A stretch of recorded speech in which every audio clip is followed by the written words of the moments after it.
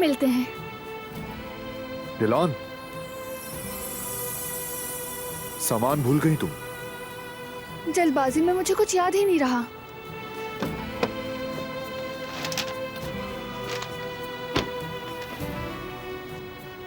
शुक्रिया।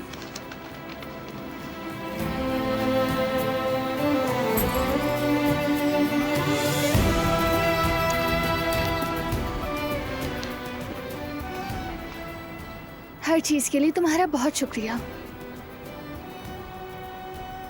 पिछले 1 साल में मैं जब भी यहाँ आई रोते हुए आई और हर बार यहाँ से रोते हुए गई। आज पहली बार मैं इतनी खुश हूँ, सिर्फ तुम्हारी वजह से।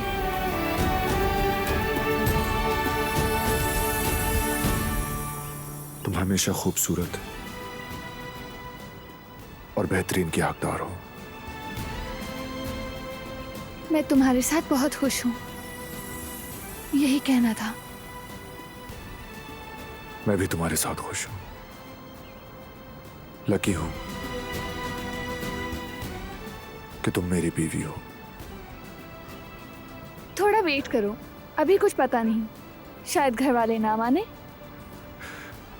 नहीं मानेंगे तो भगा कर ले जाऊंगा।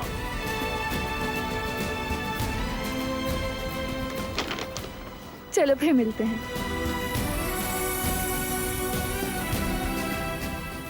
I will miss you, Dilan.